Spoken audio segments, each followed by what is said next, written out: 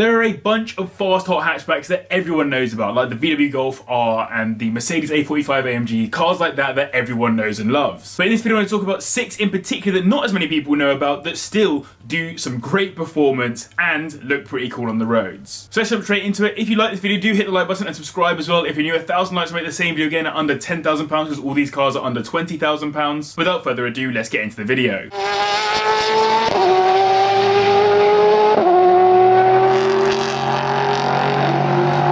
It's no secret that I'm after an Alfa Romeo 4C, ideally this year, and if you want to support that goal, please smash the like button for free. But a car that shares its engine with that lovely little car is this, the Giulietta Quadrifoglio Verde, a 1.75 litre turbocharged inline-4 which makes 236 brake horsepower, taking it to 60 in 5.8 seconds, not too bad. Reliability is something that always comes up when talking about Alfas, but in general the QV has been okay. The TCT automatic transmission can get a bit jerky and it is expensive to fix, but in general you can't say that these are the beautiful paperweights that some older Alfas ended up being. Instead you get some subtle exterior modifications to the standard car along with the lowered ride height and the telltale alloys as well as the cloverleaf badges and the sportier interior, plus an engine that harks back to the history of Alfas, many of which also use 1.75 litre blocks. If you're lucky you'll get yourself a launch edition, each of which getting its own numbered plaque denoting which of the 700 limited run models you own. Either way though, I will say the main reason why these are special out on the roads here in the UK is that there are less than 400 of them on the roads. These start at around the 10k mark and you'll easily get one with around 30,000 miles on it from 2016 for your 20k. The most up and down brand in the world when it comes to making cool cars is probably Peugeot. Let me know in the comments if you can think of a more fitting brand for that title. And recently they've come into a run of form with cars like the 508 PSE and this, the 308 GTI, a properly cool little hot hatch that comes with a 1.6 litre turbocharged inline-4 engine that makes 268 brake horsepower, taking it from 0 to 60 in 5.8 seconds, again matching the Giulietta. And it doesn't just look nice with the more aggressive body stylings, it is actually pretty performant too, with an electronic limited slip diff, the lower and stiffer suspension, and lightweight alloys to decrease the unsprung mass. Basically, it's not just the range-topping badge, Peugeot Sport have actually put some effort into making it bite as well as it barks. Outside of performance, that sportier interior is also aware that you might like to be comfortable, as it gets massaging bucket seats, which you can get in Alcantara too if you're that way inclined. It's been praised massively for its B-road bashing abilities and is genuinely considered as a leading competitor to the class leader, the Golf GTI, which is pretty high praise considering the previous Peugeot to stake that kind of claim was probably the 205 GTI. Given it's quite new, prices haven't dipped super low yet, so £18,000 is the minimum you'll find them listed for, with £20,000 getting you a 2019 model with around 20,000 miles on it. In fourth on this list we have a car from a brand that has really upped the intrigue in the past few years, the Hyundai i30N, which comes with a 2 litre turbocharged inline-4 engine that produces 276 brake horsepower, which will take from 0 to 60 in 5.7 seconds. It's the first proper hot hatch from Hyundai, and in fact probably their first proper performance car ever, with way more development work going into it, and inspired by Hyundai's involvement in the World Rally Championship. BMW M car owners will recognise a lot of the features in the i30N, given it was developed under the former M Division chief,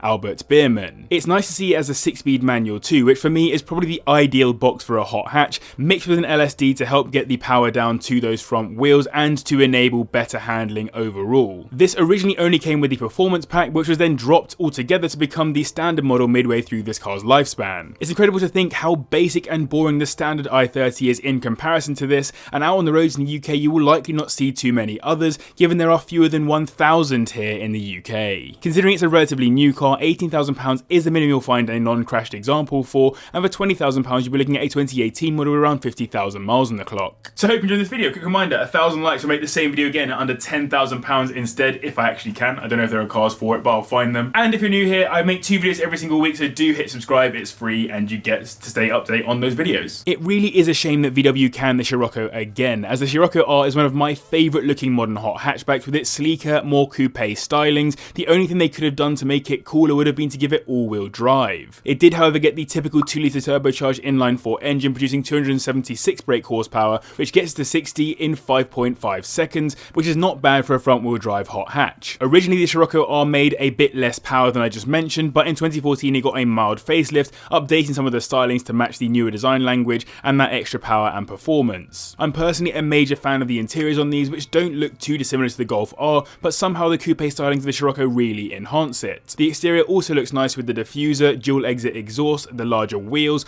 plus it's also one of those cars that I think can be made even nicer with a couple of tasteful modifications. You'll find these listed for a minimum of around £9,000, and £20,000 will nab you a 2018 model with around 50,000 miles on the clock, or less mileage on a slightly older model. I just mentioned there is a known problem with these. The spark plugs going seems to be a pretty consistent thing, and there were a few smaller build quality issues on the interior. The Honda Civic Type R isn't a particularly underrated hot hatch. I think most people into hot hatches know about them, but the FK2 generation had such a short lifespan, 2 years to be exact, that for many it remains the overlooked Type R. It comes with a 2-litre turbocharged inline-4 engine that makes 305 brake horsepower, more than any other car on this list, which will get it to 60 in 5.5 seconds, but as always with these Civics, 0 to 60 isn't really the motive, it's all about handling. It's based on the 9th generation Civic, but it's the 4th gen Type R, and only the 3rd we got here in the UK. It has a noticeable difference in styling over the previous generations, in that you definitely wouldn't miss it. Of all the cars on this list that will turn heads, this one will likely turn the most given the aggressive looks. For one, that massive rear spoiler, plus all the other aero features like the larger wheel arches with intakes and the angular bumpers. It was a hugely successful car in the British Touring Car Championship as well in this guise, winning back-to-back championships with Gordon Shedden in 2015 and 2016. With this in mind, if you are buying any of these cars to be a daily driver but also take to track days, I would 100% take this one. £18,000 is the minimum you'll find these listed for, and £20,000 will get you a 2016 model with around 40,000 miles on the clock. Considering all the cars on this list have been relatively new, it's interesting that the quickest car I'm going to talk about, hence it takes the top spot, is from 2008, the Subaru Impreza WRX STI, when it switched from being a saloon to a hatchback to match its competitors in the World Rally Championship. It comes with a 2.5-litre turbocharged Boxer 4 engine that makes 295 brake horsepower, meaning it will manage 0 to 60 in just 5 seconds, helped of course by it being all-wheel drive. It's the 3rd generation Impreza and was quite controversial on release for switching out those saloon stylings. To be honest, on release as a big Scooby fan, I didn't like it, and its performance in the World Rally Championship definitely didn't help. But then looking back at it, it was always going to get smoked by Sebastian Loeb, irrespective of what car he drove. Now, however, I do rate it, but I have to think of it as a hot hatch first and an Impreza second,